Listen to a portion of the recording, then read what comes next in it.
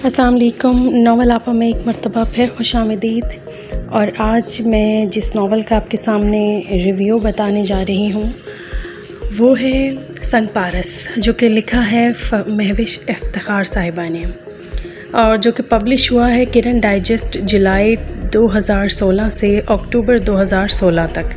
4 episodes I हैं इसकी। और जो महविश इफ्तिखार हैं उनका जो राइटिंग स्टाइल है वो इतना मैच्योर है और बिल्कुल अलग वो उनका नॉवेल्स का जो लिखने का स्टाइल है वो बिल्कुल एक डिफरेंट स्टाइल है।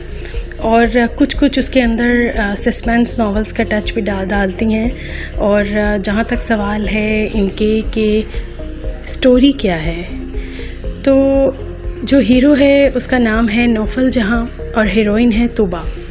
और ये दोनों नेबर्स भी होते हैं और उसके साथ साथ जो है फैमिली फ्रेंड्स भी हैं। और इनके जो फादर हैं दोनों के, वो आपस में बिज़नेस पार्टनर्स भी हैं। दोनों फैमिलीज़ के बच्चे आपस में फ्रेंड्स हैं।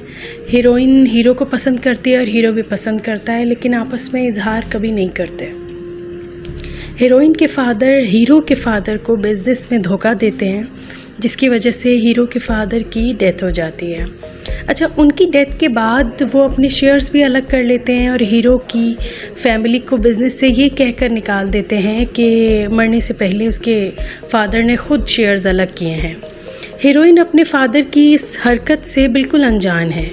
सो अपने प्यार का इजहार वो करती है हीरो से, जो हीरोइन के फादर का सच जान चुका है और जिस पर अपनी फैमिली की रिस्पॉन्सिबिलिटीज़ भी हैं, यानी फादर की डेथ के बाद ज़ाहिर है इनकार कर देता है और अपनी फैमिली को लेकर किसी और सिटी में शिफ्ट हो जाता है।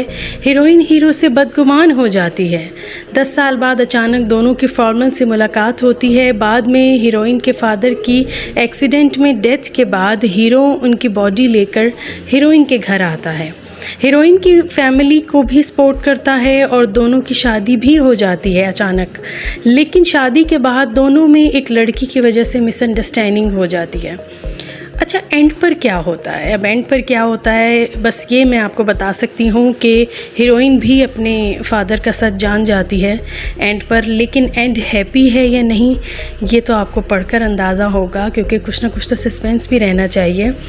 और लेकिन ये एक ज़रूर कहूँगी कि एक बहुत अच्छा नावल, बेहतरीन नावल, और हीरो और हीरोइन का कैरेक्टर बहुत स्ट्रॉन्ग है और बहुत ही परफेक्ट स्टाइल में लिखा गया है।